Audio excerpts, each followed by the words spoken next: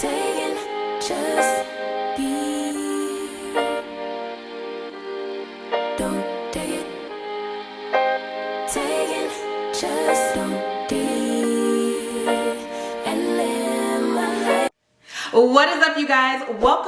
Welcome back to the channel. It's your girl ShaniceAlisha, and welcome back to another episode of the Springer Home series. I know this one is going to be a little different than the typical episode, but I did want to sit down and have a Q&A with you guys so I can really address a lot of the frequently asked questions that you guys have in the comment section of this series. So you guys know I did a questions box on Instagram, and when I say y'all do not fail to come through with the questions, so I'm just going to take it step by step. No, I did not previously read these. I should have, because it helps this Q&A flow a little bit better, but I'm going to try to grab the questions that are really similar and answer them to the best of my abilities. That way we can have a nice flow. Disclaimer before we hop into things: no, I am not a licensed professional, and I do not have all of the answers to a lot of the questions you guys did ask. Remember, I'm just speaking from my experience. If you do desire to have more information, I do suggest doing your research and speaking to a professional. That way they can help you for your specific needs and or concerns. Now that that's out of the way, I will not be answering questions in regards to what was the exact cost of our home and just things that ain't y'all business, okay? I will answer to the best of my abilities what you guys did ask, like I did mention before. So without further ado, if you're not subscribed to the channel and you're here, I know you've been watching my videos, go ahead and tap the red button and the bell so you never miss another ShaniceAlisha upload. Now let's hop into the video. Whew. Okay, so the first question is, how long did you two save for, and was it hard? Because we know you love Target, sis. Girl, you already know I do. But I do feel like when it comes down to budgeting, saving, and preparing yourself to make a big purchase like this, you need a lot of discipline. So it's just all of the proof behind the pudding of knowing your end goal, knowing what you can afford, knowing what you cannot afford, creating a budget, and then sticking to it. That's all. Literally, that is all. I know sometimes we do like to live a little beyond our means, but you have to know when it comes to making a big purchase like this, they want your firstborn child, your birth certificate, everything that you done did from the time you started making money on down to the time you walk across that finish line. And that's it. So I will say a lot of discipline comes behind it. Sim and I did know that we wanted to purchase a home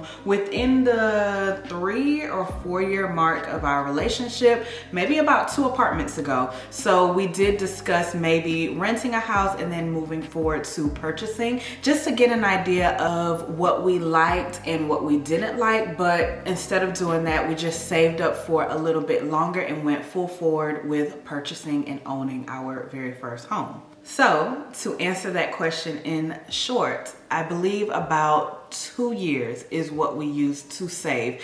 Maybe a little less than that, honestly. Did you do your research before you started looking for homes? Did you already know? Yes, yes, and yes. I am an extremely thorough person. I pay a lot of attention to detail, and I move so calculated when it comes to making a decision. I take a lot of time to make it because I want to make sure that I'm making the right one at the right time. So I will suggest anything that you do, go into it as knowledgeable as you can be and knowing exactly what you want as an end result, because there are so many factors that will get thrown at you through this process, and you don't want to lose sight, you don't want to lose focus. You want to stay head on with knowing what you know, knowing what you want, and knowing how you're going to get it done. What's more important, higher credit score or higher income? A lot with the home buying process goes hand in hand. I will say your credit score is like your transcript. your GPA, your permanent record in the world of purchasing a home or a car, for that matter, any large purchase that you're going to do. So I will say you need to have a really good credit score to work with. You want to make sure that you're as competitive as you can be before you enter the market. But on the back end, hand in hand, you have to be able to show you can afford what you're asking for, and also your income matters in terms of how long you've been working at the job. They like to see a history of things. They're going to ask a lot of questions, okay? They're going to see about bonuses and commission and extra pay here, what's on the back end there. So all of it goes hand in hand, but I will say your credit score matters first, and then your income comes directly after. You can purchase a home with as low as a 630. It's possible, but to be as competitive with less pushback as possible, you want to get to a 680 because it just gets your approvals per lenders and you not being as much as a risk off the table a little bit. So I will say, just do your research, okay? Do your research, look at your specific situation, and really go forward to what is going to benefit you. Okay, know what you can handle. If you feel like my credit score is a 653 and let me work a little bit harder because I don't want to go into this process until I make it to a 700, then do what you got to do. Or if you feel like, hell, I don't want to renew this lease no more, let me go ahead with the 638 and see what I can do, then do it. But I will say, just do what is going to benefit you in the long run, after you do your research and after you consult with a professional. All right, moving on. Whew, I'm trying not to be so long-winded, but all these questions deserve a lot of back-end answers. Do you have to have 2 years of work history? I'm looking to buy within the next 2. Yes, if I can remember correctly, you have to have a minimum of 2 consecutive years at your job with the pay, unless you've had an increase of some sort. Don't quote me though, every situation is different. Like I said, there's always a hole in the operation where you can make a way for yourself. But I do say that lenders want to look at you as the most competitive and they don't want to take on any more risk than they have to. So I do believe that they ask for a work history of at least 2 years, but every situation, every case is different. And there can always be other things and explanations that you do to talk about why you don't have 2 years of work history. But there's so many different situations that can happen between co-buying and having a co-signer and stuff like that. So I would say just look it up. From my experience, I believe it was 2 years. How did you start the process? So like everything, I sat down and I scrolled and scrolled and scrolled. I prayed. Sim and I talked about it. We discussed so much. We were trying to figure out things as best as possible, what was the right timing, and we just, boom, fell into it. Like I said, I met my realtor through my friend Aisha, and from that point on, he stayed on us and he did everything that he had to do to secure us as clients, and we were just in it. We were literally just in it. So I will say, to start the process, if you need a breakdown, is 1, work on your credit. Figure out if you have anything on there that needs to be disputed, deleted, just put back into good standing. Number 2, student loans are a thing. Make sure that you're making some type of payments towards your student loans. This is a new challenge. It's a new hurdle that everybody is trying to get over with the home buying process, and it's becoming more of a stint than anything. So taking care of your student loans, making sure that you're in good standing, in the best standing, I should say, as you can be. Number 3, start budgeting and saving, knowing what you can afford with your current lifestyle. That way you can get prepared to afford your house, because the maintenance man ain't coming no more. Okay, it's bigger than an apartment. You got a whole lot to furnish, you got a whole lot to maintain, you just got a whole lot to keep up with. So putting yourself in the realm of having a rainy day, having a savings, and then knowing what you can afford on a day-to-day basis. And then just number 4, knowing what you want. Do you want to build, want a fixer-upper, want something that was slightly to not really lived in? Just knowing exactly what you're looking for, that way you can prepare for it price-wise. So I will say just mapping out and doing a timeline of the things that you need to get done and how you're going to execute and get to everything. If that makes sense. I hope it does make sense. Write this down, replay it, because we gotta go. Okay, how is buying a home and funding a wedding at the same time? I hear lenders track costs. Yes, like I mentioned, they're gonna ask you for everything, including your firstborn child, okay? And when I say it has been a blessing, but it has not been easy. God just be picking us up and carrying us through sometimes, because I really don't know. But it just comes with being very calculated in the way that you move. So Sim and I knew we wanted to buy a house, boom, okay? I didn't know I was getting engaged. So here we are, affianced, and moving forward with wedding planning. Once we got to maybe November of last year, that's when it was just like full force. We already made our budget list with our realtor. We've already taken the steps to make sure that everything for our credit is crispy clean. Now we're going to begin looking at options and going to search for homes. We stopped wedding stuff for a slight second. So we had already put the down payment on the venue. I had already found my dress, and we had already did deposits for people, which aren't as costly as some of the things that we're paying for now. So it was a good time to put a slight little halt on the wedding and go full forward with the lenders. Now, within reason, you can explain everything, okay? But once you're locked in and y'all are in the crucial stages of getting the home and the lender is looking at everything, you need to make sure that you're being mindful of how you're moving money. What's something you wish you knew about the home buying process in the beginning? Tips. So I will say this, my parents prepared us so much for every little step of this process. It's ridiculous. There weren't a lot of things that I really didn't have knowledge about as I was going into it, and I am very grateful for them being able to be there and just really guide us step by step. Now, was our situation different than theirs? Absolutely, by all means, like night and day. But then that's where your realtor comes in and any other professional that you know. Utilize your resources at all costs.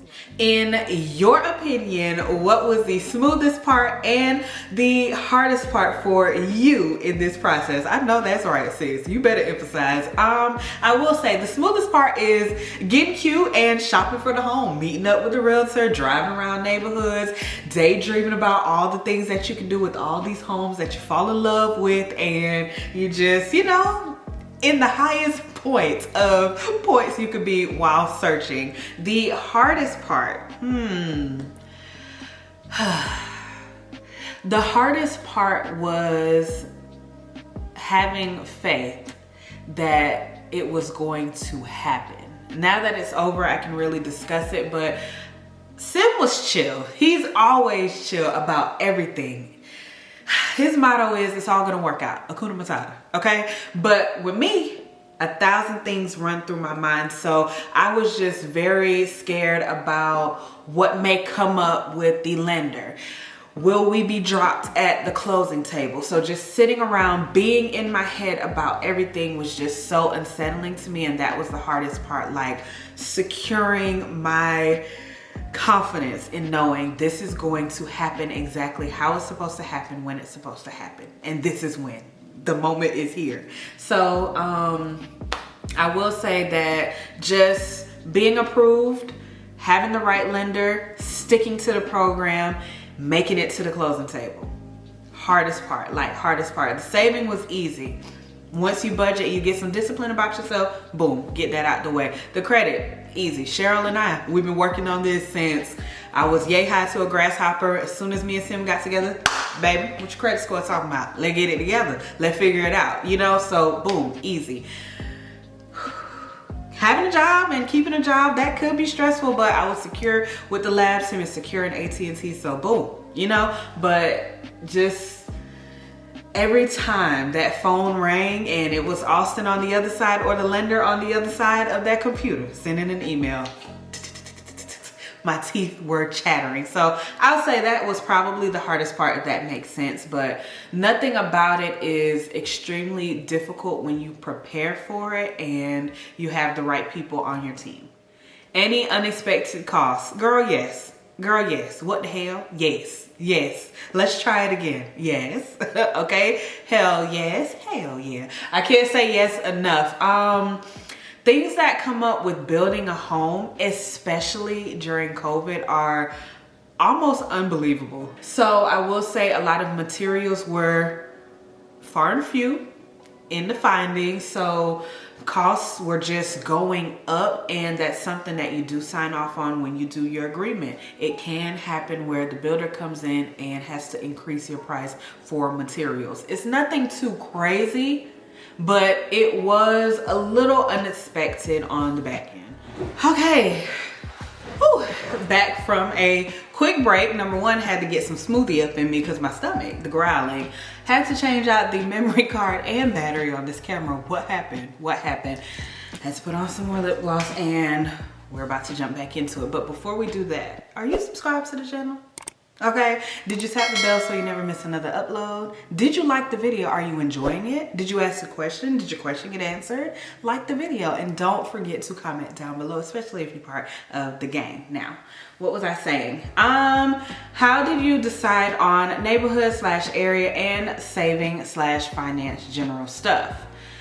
Let me say this.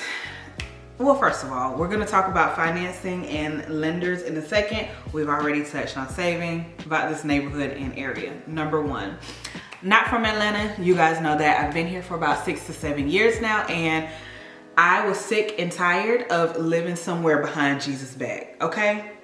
We were always 45 minutes to an hour away from all of our friends and loved ones that we have here in the A, and driving just was becoming a task.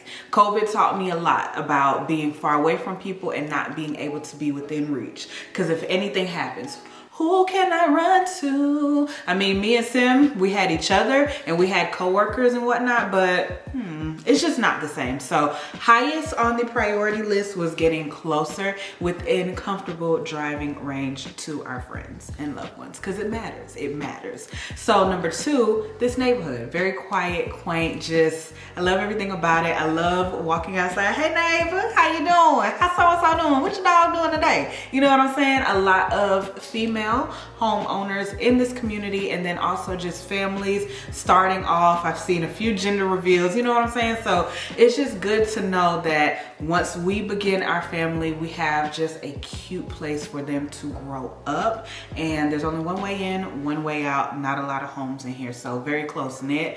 We also did consider like the school systems and all of that, making sure that our kid had really good options when they get here. Okay, when they get here. They're not coming yet. They're not here yet. But when they get here, we just wanted to make sure that that was on the top of our priority list as well. Really and truthfully, that was it. So, I mean, it's all just preference, honestly. Did first time home buyers help? Yes, yes, and yes. There are so many resources, like I mentioned earlier, that you can use as a first-time home buyer. The market, however, is a little stiff when it comes to taking advantage of those, because sellers have the upper hand right now, and a lot of things aren't what they used to be. But the programs that are available to people who need down payment assistance and just, hey, this is my situation, can we work it out? Okay, lock me in for this.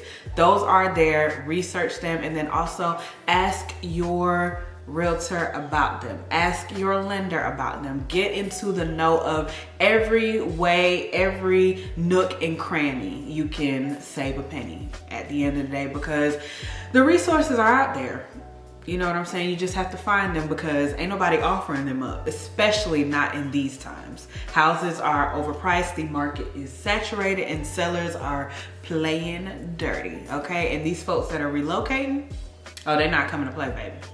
They not. Cash money records for the 99s and 2000s. Do you have to save a significant amount of money? Yes, you will have to save more money than you've probably ever saved before, especially if this is your first time making a big purchase, just to stay safe and have cushion. Because once you buy the home, you're gonna wanna decorate it. You're gonna wanna bring brand new things in it. So you wanna have your necessity money, and then you also wanna have your play around money.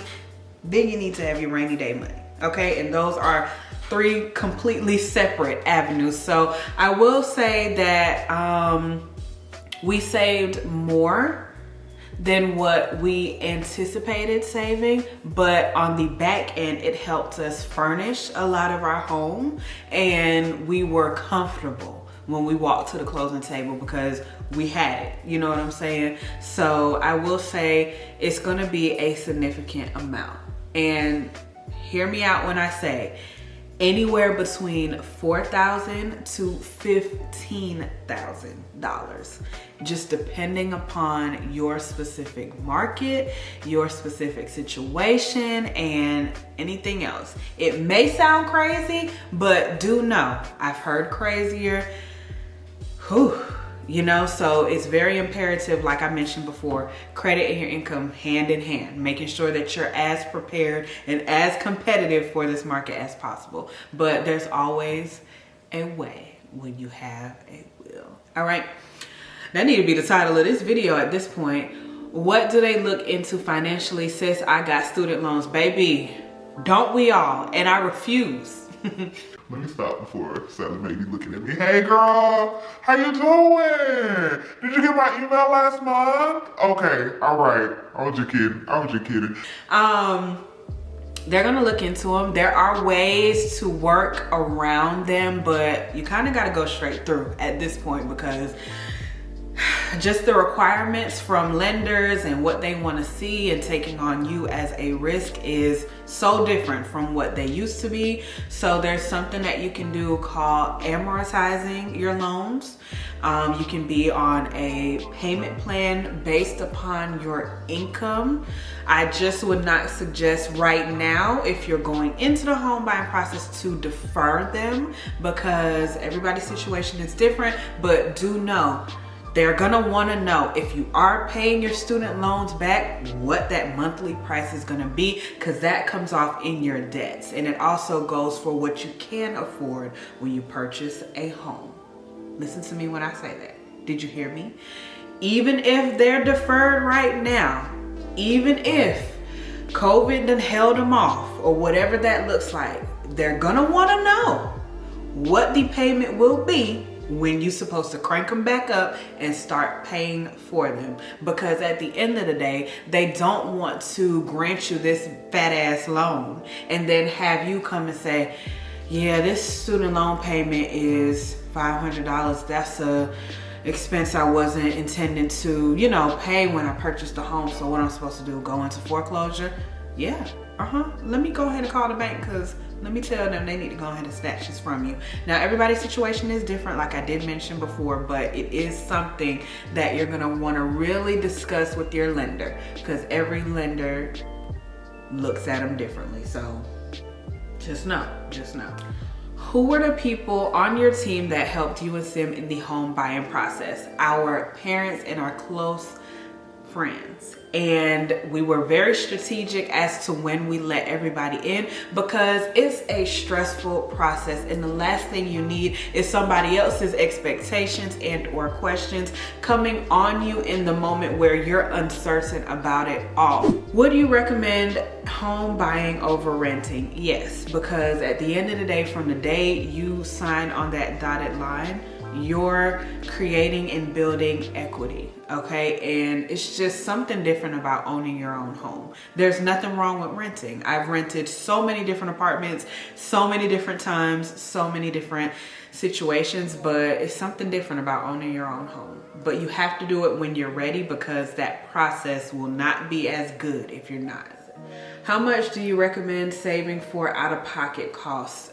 It's really tough to say because it just depends on your specific lifestyle, but anywhere between $4,000 to $10,000, because you have to think, in the midst of buying a home, a car wreck can happen, your car just malfunctioning and going down can happen, you can get sick, you can be laid off, and you know, your hours can be cut. Just so many things can happen. So you just have to know what's gonna work out best for your lifestyle. I can't put a number on it, but I would prepare for a crazy ass time more than anything. And I think COVID helped us really set in, like, damn, you gotta be ready for whatever. So stay ready so you ain't gotta get ready. How is the housing market in Georgia? From Cali, and I know the housing market is trash. It's trash, sis. It's overrated, overpriced, just dog eat dog world. These realtors are out here, give it up to them, because it's a struggle getting somebody to the finish line. Even if they did all the right things, getting them to the finish line, just, whew, the mental, all right? So it's trash. Do you recommend that we use a realtor or just do your own research first? Do your own research first, and you need a realtor. They're gonna be like your lawyer in this process.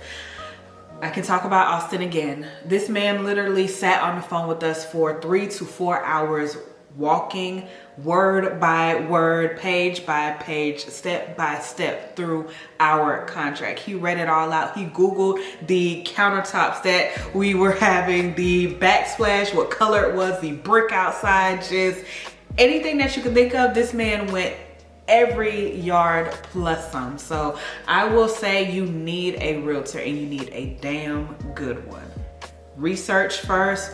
Like I mentioned before, get what you need to have on the back end, but go forward with the right person that can represent you, because Austin got on three-way and might have cussed out one of the lenders. And he also came with preferred lenders. You know what I'm saying? So you just have to know what you're getting into and know the best person to represent you, because no matter how much research you do, you're not the professional, you're not licensed, you don't know everything. So you need a realtor. What's the biggest takeaway from the buying process? It's not all black and white. There are so many gray areas to the operation. It's almost unimaginable, okay? But enjoy it. Get to a point where you can have this experience and really live in it wholeheartedly. Know what you want, that way you can really meet your expectations and enjoy it. But know that things are gonna come up. It's probably one of the hardest things that you're going to do, because there are so many turns and twists that this entire process will take. So be ready for whatever, okay? Stay ready so you ain't gotta get ready. Like, just know you might be losing some sleep over this shit. It might be waking you up in the middle of the night, but it's going to be worth it in the end. It will be. Is it best to wait to start the process until you and your partner's credit is great? Define great. What's your definition of great? Comfortable? Competitive? Yes, but you have to know, like, your credit history, what's on there, what may affect you, what can you explain, what's going to be an exceptional explanation, what's going to work and what's not going to work. So I would say, let's not hone in on perfection. It doesn't have to be great, but it needs to be prepared for anything that can come its way. You know what I'm saying? So once you do that, you'll be good. But I will say 2 is better than 1. But if one has to carry, I've seen situations where it's okay, that happens. You know what I'm saying? It works. So just really dissect your situation and your process for what it is, and then know how to tackle and move forward. This question cut off, but it says, it seems like a community of houses, HOA, is the way to go because of home prices.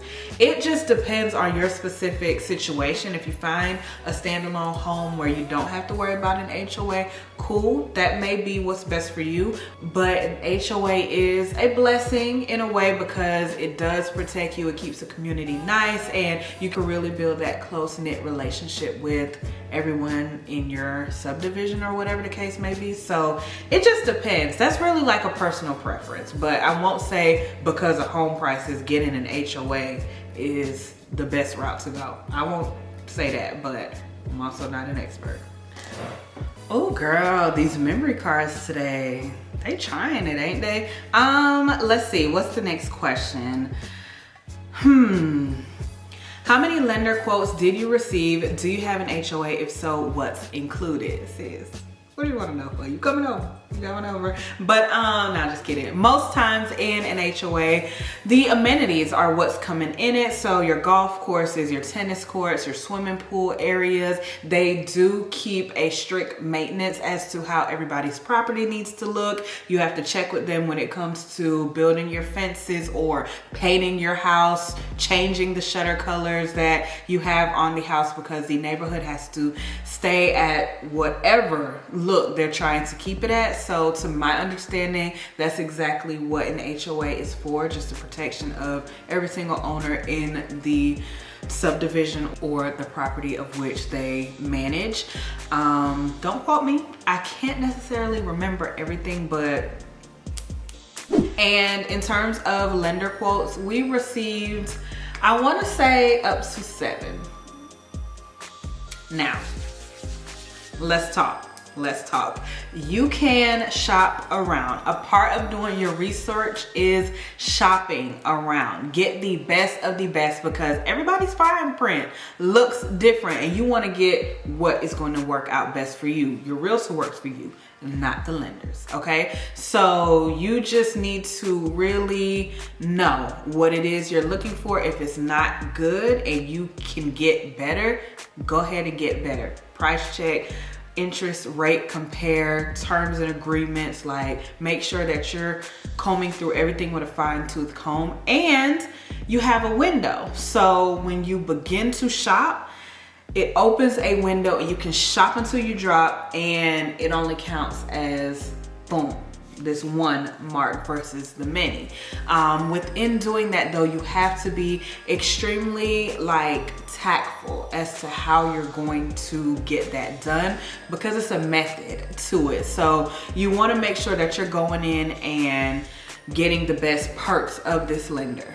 But then you want to make sure that the numbers hitting right, they're going to accept everything about it, how they break everything down, and the list goes on. And you know, what communities are they accepting? What type of loans do they accept? What type of loan can you be approved for? All of that matters when it comes to your lenders. So I will say Austin came with a backlog of preferred lenders, and we applied with all of them. And once we came into this community, the builder has their own lender, so then you have to go with the builder's lender to get the closing perks that they offer, you know what I'm saying? So it's just a lot of moving parts that go with it. And what if that lender isn't giving you everything that this one will? What if you need to be approved for more versus how much you got? So it all is just like a strategic tactic of how you're going to get it done, and you need to hone in on that within that window to make sure that it doesn't harm you. How long did the whole process take? Realtor, loan, property closing, etc. Sis, I don't even know. The way they throwing up these COVID homes, girl, is questionable. But the entire process, from doing research to finding the right realtor, the right area, and starting to look for homes, let me just say a year. I'll say a year, a good year, like 8 months to a year.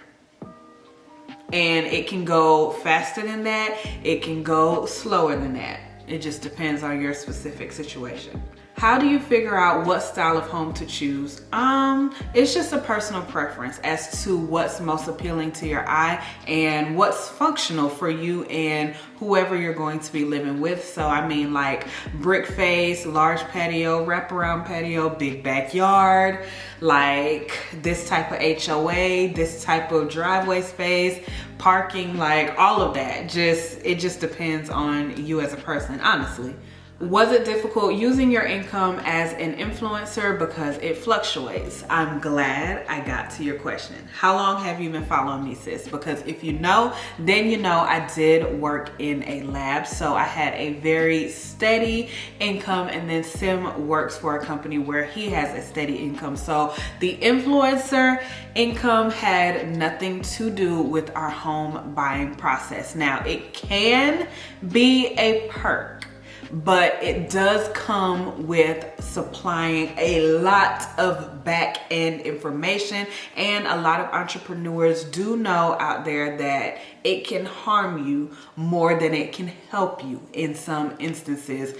Just a brief lesson on how things go when you own a business, when you run a business, have an LLC, whatever the case may be. You have what is called a 1099. So you do not necessarily pay taxes up front. Taxes do not come out of your income, but when it's time to file your returns, you have to make room for your taxes to come out, and what you do is you write things off. You have business expenses that you're able to just write off, but that hurts you in the long run if you do have a full-time source of income and or an employer that is giving you this amount per year. If you're writing off a million things, it harms your total income as a whole. So you just need to be mindful when you're going through the process as to where your money coming from, how you can really prove and sort through the money that you make and income that you have, what was used to save up, and how it can help and or harm the process as a whole. And I think somebody else did ask me,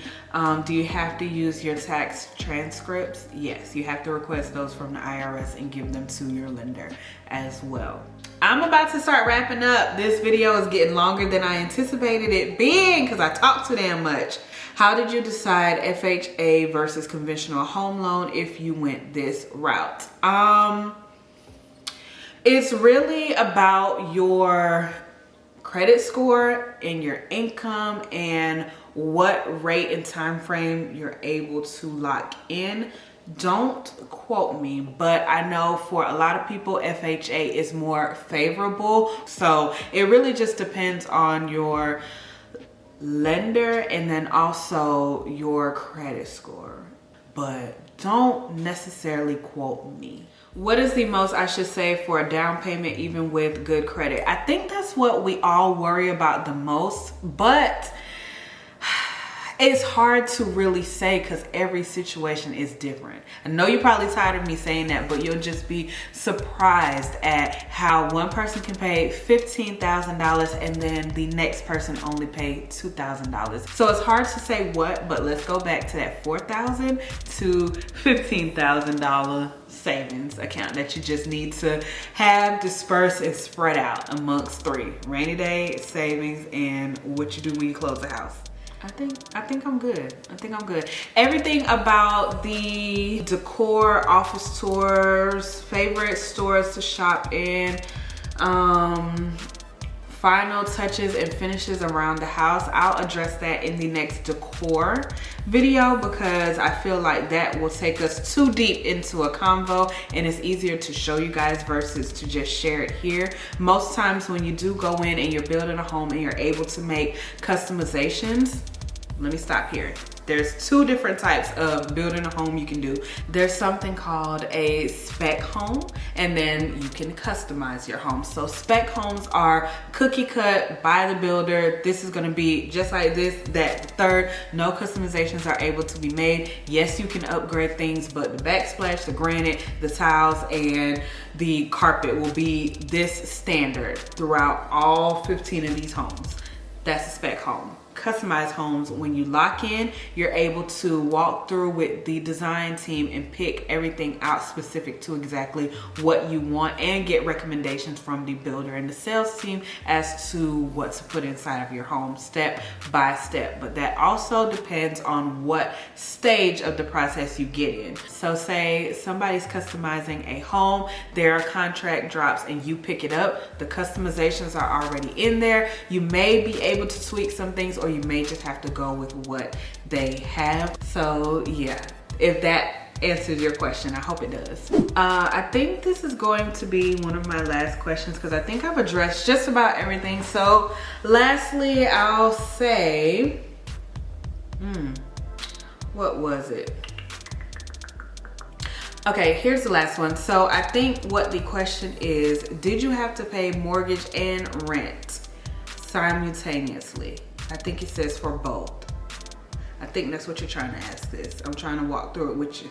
But yes, just for the simple fact, as I've mentioned before, our closing date was so sporadic. We didn't know what was going to happen. It got pushed back a few times, so we had to stay at the apartment a little longer than we anticipated. So once we closed and we walked into this home, we did have to wrap up with the apartment, and that includes paying up until the day that you said you were going to leave. And then if they have any fee for breaking your lease, you're responsible for paying that as well. So when it comes to your utilities and whatnot, since you're not going to be there, since you're not utilizing it at the time, and whatever the case may be, those will probably be the cheapest that they ever are. But on the back end, you do have to pick up the utilities at your new home and location. So yes, we did, but not for long. All right, you guys, that wraps it up for today's video. I hope you guys enjoyed it. I hope it was insightful, and I hope you were able to learn a whole bunch and apply this knowledge to your specific situation. I hope it has given you the courage to jumpstart and dive right on in if you are interested in purchasing a home, or if you're just ready to take the next step towards it. If you did enjoy it, make sure to give it a thumbs up. Don't forget to comment down below. I appreciate you guys for always participating and interacting with every single type of video that I upload here on YouTube. If you're not already a part of the gang, go ahead and hit that red subscribe button and tap the bell so you never miss another ShaniceAlisha upload, because we're on the road to 100K and I don't want to hear anybody telling me how underrated I was when you catch me down the road at a mill. I will see you guys in the next episode of the Springer Home series. Thank you guys so much for watching. I love you guys. Peace.